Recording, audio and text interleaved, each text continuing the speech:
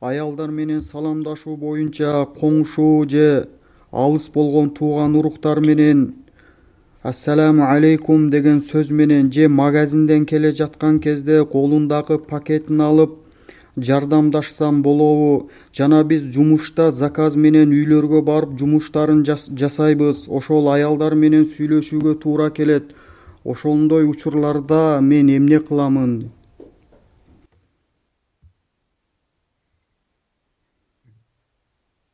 Dünyevi tirişilik babında zərrildik жағдай болатын болса, ол zərrildiktin өзінің шегімен шектеледі. Misal, әйел кісі сен бір нәрсе сатып жатсың, сен misal айтайық, көйлек сатасың, немесе басқа, қай бір нәрсе. Әйел кісі келіп, қанша деп сұраса, бағасы мынанша деп айтылады. Жеткілікті. Айту керек болған нәрсесін айтасың да артықша әңгімеге өтпейсің. Сен қажетін орындадың, ол да мәліметін білді. Amma артықша сөз айтып, сөзге кірісуі адам оған дұрыс емес. Осы жерде бір мәселе бар. Еркектер, әйелдер, еркектерге сәлем беру мәселесі. Біз білеміз, сәлем беру сүннеттен. Наби саллаллаху алейхи вассалам айтады, афшус салама байнакум, араларыңда сәлем таратыңдар дейді біз бір-бірлеріңе. Сонда осы сәлем тарату мәселесіне келетін болсақ, еркектер әйелдерге еркектер сәлем беріп жүре ме солай деген сұрақ келетін болса, осы мәселені Наби саллаллаху алейхи вассаламның сахабаларының өміріне қарайтын болсақ, осы нәрсені таппайсың. Еркектер менен әйелдер мен болған. Сол сәлеметтік. Тек қана Аллах субханаху ва таала Құр'анда рұқсат берген, күйеуге шығудан үмітсіз болған дәрежедегі үлкен жастыққа жетіп қалған апалар болатын болса, олардың мәселесі жеңіл. Оларға сәлем беріп, анаңдай құрметтеп қойсаң болады. Бол бағанағы сондай үлкен жасқа барып, күйеуге шығудан үміт ететін дәрежеде, еркектердің көзіне түспейтін дәрежедегі жасқа жетіп қалған әйел болатын болса, апалар, әжелер, соларға сөйлессең болады. Amma олай болмаса, адам жағдай барынша өзін аулақ ұстағаны, сәлеметтікті талап еткені жақсы. Сол үшін жамандық бірден келмейді. Әсіресе зина немесе соған ұқсаған нәрселер бірден келмейді. Сол үшін Аллах субханаху ва таала зина қылмаңдар демеген, зинаға жоламаңдар деген. Себебі зинаға алып баратын себептер бар. Солардан сақтану керек. Мысырдағы бір жазушы жазған сияқты айтады: назратун фабтисаматун фасаламун факаламун фамауидун фалиқау. Жолығып қалу, жолығу, яғни жамандыққа, зинаға немесе соған ұқсаған нәрсеге жолығу бұл алтыншысы болып келіп жатыр. Одан бұрын 5 нәрсе бар. Не ол 5 нәрсе? Назратун, қарау.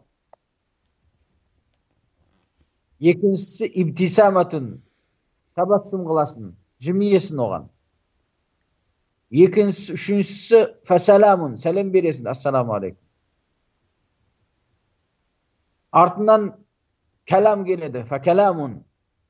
Оның артынан сөзден кейін, сөйлескеннен кейін фамауидун, келісім болады, уәделесесің, содан кейін жолығу болады. Жолығу деген бірден келмейді. Оның артында қарау бар. Қараудың да қандайы? Қастанып қараған. Қастанып қараудың алдында байқамай көзің түсіп қалатын жағдай бар, оған күнәлі болмайсың. Али радиаллаху анхуға Наби саллаллаху алейхи вассалам айтады ғой, біріншісі сенің зияныңа емес, екіншісі сенің зияныңа деп. Біріншісі дегені, бірінші рет жақсылап қарағаның емес, кейбір бауырлар түсінетіндей. Жоқ, олай емес. Бірінші рет дегені, яғни байқамай көзің түсіп қалса, алдынан шығып қалды, көрініп қалды солай. Сен ниеттенген жоқсың қарауға. Ішіңде ондай нәрседе болмаған. Көріп қалдың солай. Ол сенің зияныңа болмайды. Бүйтіп көзіңді алып қашып, содан кейін дұрыстап қарайыншы деп, және бір рет қарасаң, сонда ғана арам болады. Амма бірінші ретті өзінде де ниеттеніп қарайтын болсаң, ол бірінші реттің өзінде арам болады ол қарау. Бұл еркектер әйелдерге қарау бабында. Сол үшін де әйелдер жағдай барынша жасырынып, оранып жүреді. Алхамдулилlah, хижаптанып. Назаратун қарау, ибтисаматун жымию, одан кейін салам, одан кейін кәлам, одан кейін мауид, келісім, одан кейін лиқа болады. 6-шы. Сол үшін зина қылып қойды дегенде, маша Аллах, ол бірден болған нәрсе емес. Илля егер мәжбірленген жағдай болмаса, илля зинаға жолығудың алдында бірнеше қадам бар. Сол үшін Наби саллаллаху алейхи ва саллям не дейді? Көз зина қылады, көздің зинасы қарау. Аяқ зина қылады, аяқтың зинасы жүру. Қол зина қылады, қолдың зинасы ұстау. Соны адамның аураты растайды немесе жоққа шығарады дейді. Демек, зинаға жолығудан алдын бірнеше себептер бар. Сол себептерден шариғат қайтарған.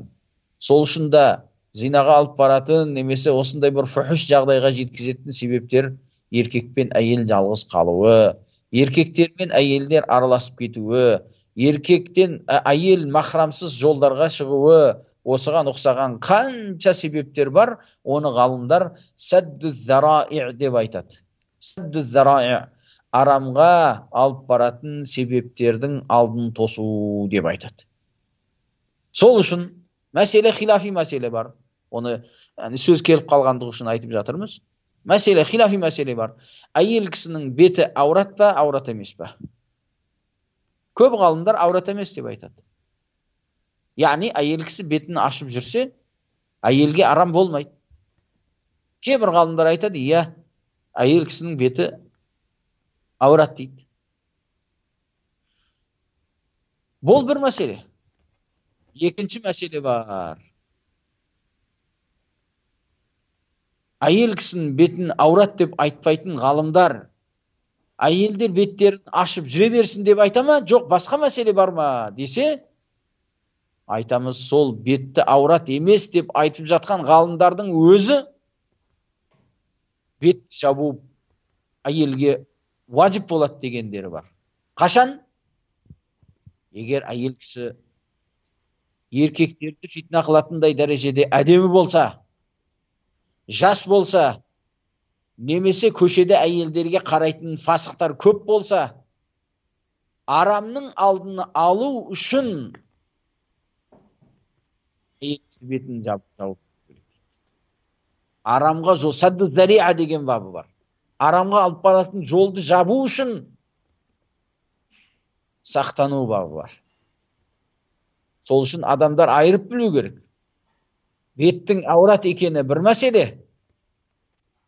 Бетті жабу арамнан сақтану үшін, еркектерге фитна болуынан сақтану үшін ғана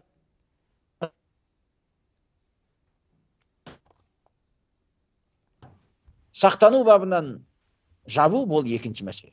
Сол үшін біздің елде мәлім болған Ханафи мазхабының өзінде де кейбір ғалымдар айтады, солардың бір Абу Бакр аль-Джассас рахимахуллах өзінің Құранға жазған мағыналарын тәпсірлеу, яғни неде жазған кітабында, егер әйел кісі жас қыз болатын болса, бетін жабу ваджип болады дейді. Неге? Жаста фитна көп. Сіз жасы үлкенірек болса да, әдемі болып, еркектерге фитна болатындай дәрежеде әдемі болатын болса, ол әйелде бетін жабу керек. Бұл сөзді айтып жатқан адамдар, ғалымдар, әйел кісі бетін жабуы, әйел кісінің беті аурат деген ғалымдар емес, аурат деген мақсатта емес, одан фитна болады деген мақсатта жабу керек деп айтады. Аллаху алам. Бүгінге жетеді бауырым, баракаллаху фик. кейінгі сабақта жалғастырамыз. Ассаламу алейкум ва рахматуллах.